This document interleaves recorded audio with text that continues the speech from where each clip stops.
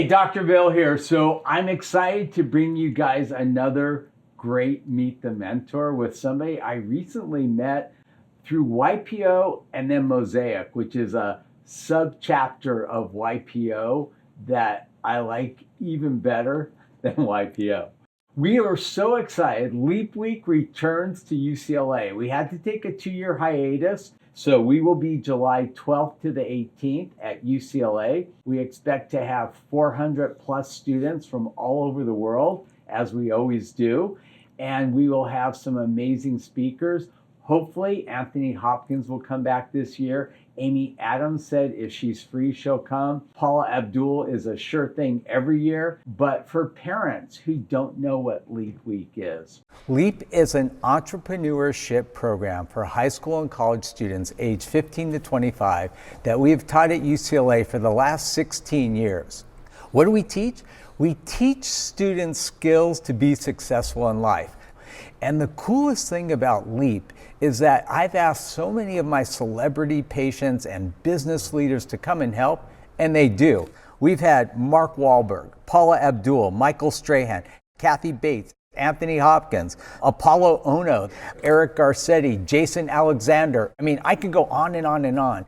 And these people come and share the secrets of their success with our LEAP students. Typically, we get about 500 to 550 students every summer, and we literally pack them with so much information. It's like drinking from a fire hose.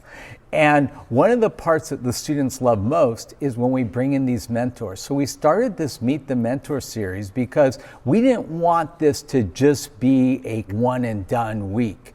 We wanted to do it throughout the year and continue to give these students great information from great mentors to teach them how to do businesses in every field you could ever imagine. I'm super excited about Leap Week, and I want to introduce you to our mentor for this week. Jordan Kavana is a visionary entrepreneur, board member, and investor with experience building organizations and launching innovative companies. His career spans international, creating and establishing a high-tech toy company in Asia, a multi-family property investment fund in the US, and is currently pioneering a data-driven service for health and wellness for single-family households. He has managed to find success in creating cutting-edge companies by integrating old-school business practices, and he will tell you all about that in our Meet the Mentor interview.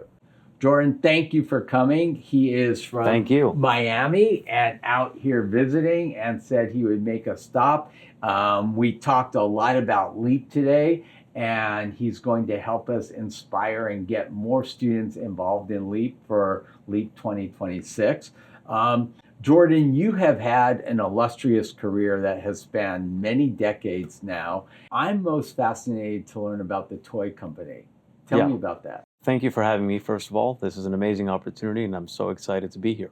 You know, when I was a kid, I had all of these product ideas. I wanted to see these toys in stores, but they didn't exist, so I kept a journal.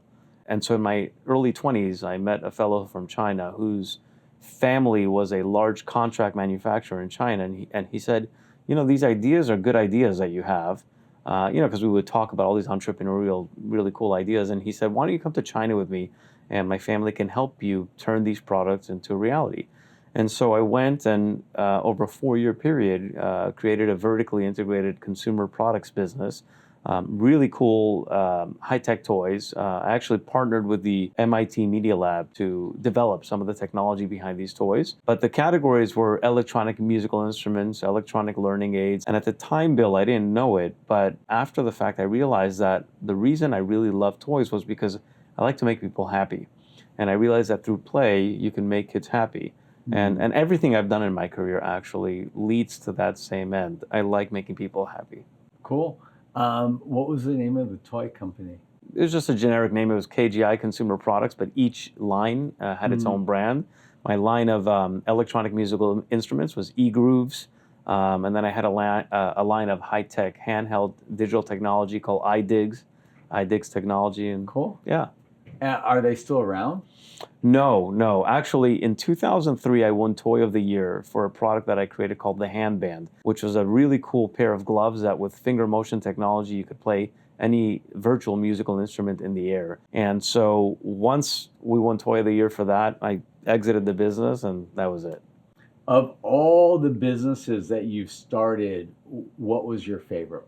It's a tough question. I really don't have a favorite business. I tend to think of things as they've all been fantastic experiences. I've loved learning and growing from all of them, made plenty of mistakes along the way.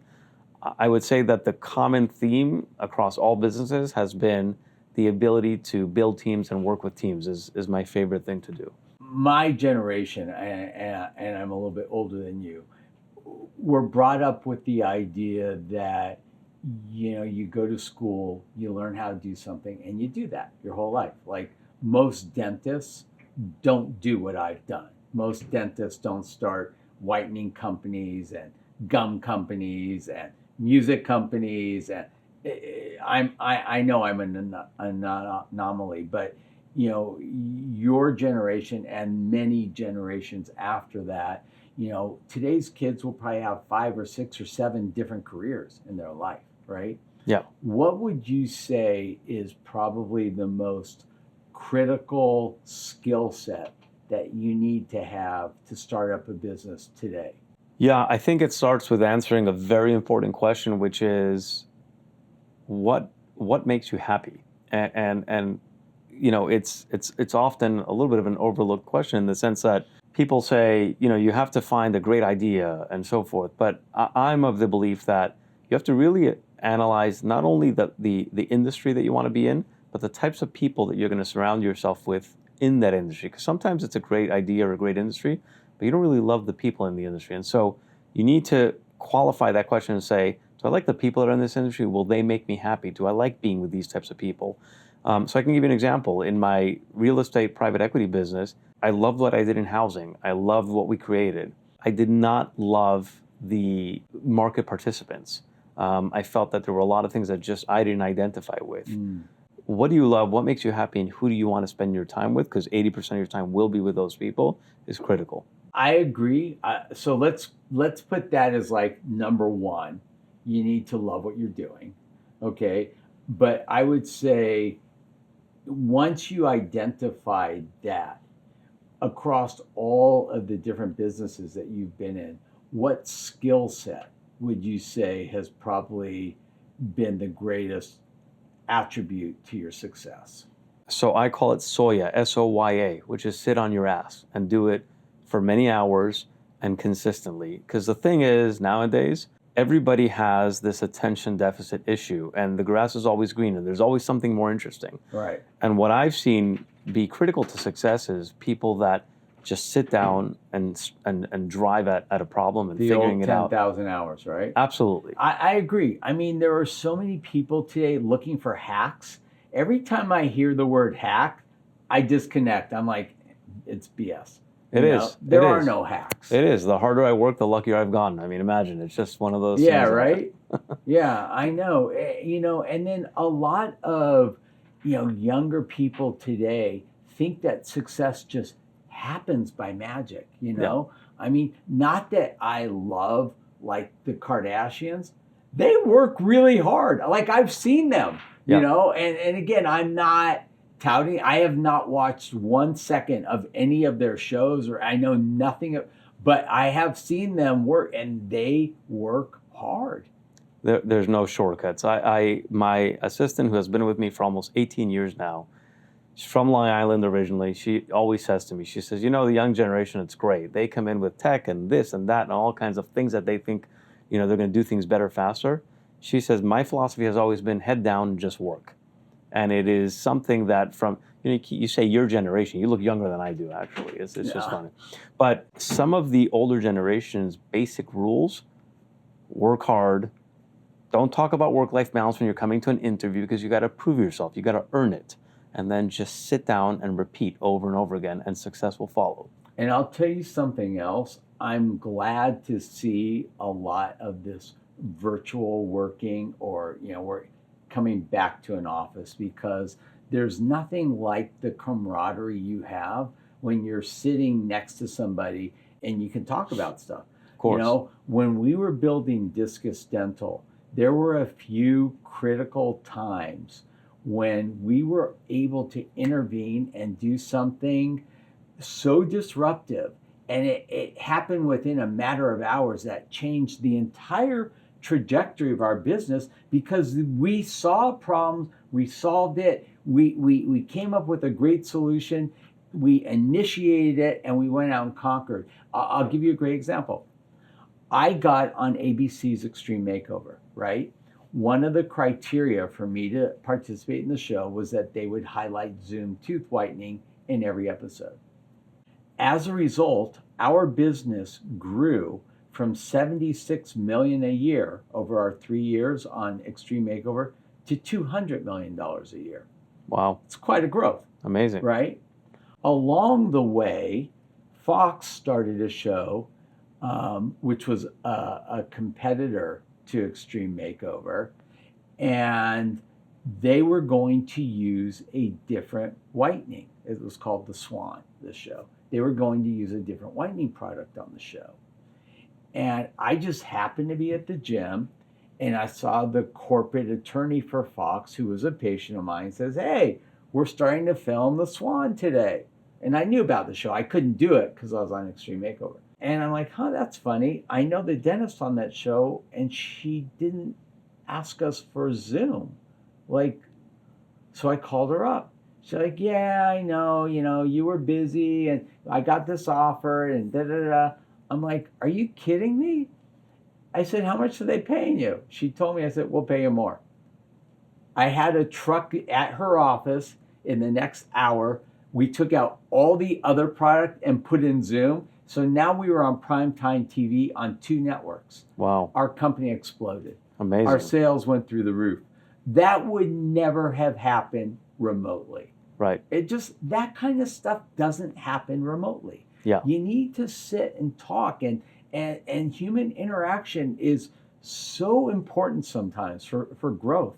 Oh, it's everything. It's really everything. I mean, don't get me wrong. We live in a digital economy, and there's certain roles that it's okay if they're remote, but the core team, the lifeblood, the heart of the business, you have to collide into each other every day. 100%.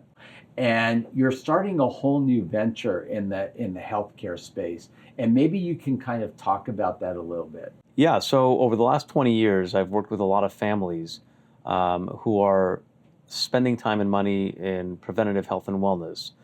They have concierge docs, they have data and analytics. And what I've noticed in speaking to these families is that they don't really know how to put it all together. It's confusing. And so what they've said to me time and again is, if I could have almost like our own private electronic medical record system where we could bridge past, present, and future, that would be amazing for our whole family. Imagine a place where you could have your, hospital records and your doc records and your trainer and nutritionist. Everybody speaks to each other and sees the same data. And we come in and as an overarching coordinator of all that, as a quarterback of sorts, we can then say to you and your family, we're going to teach you what all of this means. We're going to teach you how to make insightful decisions based on this data. And so essentially we're creating a highly curated private member community for families that are really into preventative health. We like to call it anticipatory care because we want to spot the trends as they're developing, not react to them after the fact. Interesting. So one of the things students are always going to ask is, okay, how do you make money doing this? I mean, it sounds great. It sounds like a great concept, but as a business, how do you actually make money doing this? I think, as with all innovative ideas, you have to start with a segment of the population that's willing to pay for you to learn and grow. And so we're starting with the ultra high net worth market. They're going to pay annual membership dues to be members of this community. It's going to be limited to 1,000 ultra high net worth families globally. And the goal is to eventually democratize this, meaning make it more accessible for companies and for people that don't have to have a lot of money to have access to data and to care and so forth. And so we're going to make money by membership dues. We're also going to make money educating and selling products and services to our member families as well. That's amazing. And you guys are just kind of in the pre-launching phase, right? That's right. We're selecting 30 founding families to join us on this mission. I started this for myself and my family. And so August 1st, we just started going out to 30 families. January 1st next year, we'll launch to the public. What's the name of the company? Vita Kavana. So And Vita is life and Kavana is intent. Yeah. A life full of intent. And what's the, do you have like a website and all that set up already? Yeah, Or not yeah, yet? vitakavana.com. So with everything you've done and you've got this new, company starting, what's your big like exit strategy? So it's a great question, Bill. I don't have an exit strategy with Vita Kavana. I'm actually, when I decided 3 years ago to start working on this, it was because I'm extremely passionate about preventative health.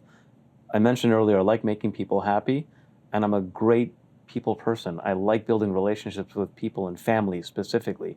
Over my whole career, I've mentored tons of young people who have been the sons and daughters and grandkids of many people that have partnered with me or invested with me.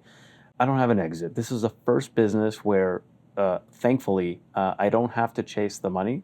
I'm chasing a dream and a vision, and we will do just fine over the long run. This is something that I want to do for the next 20 years, and I want to build a community focused on health.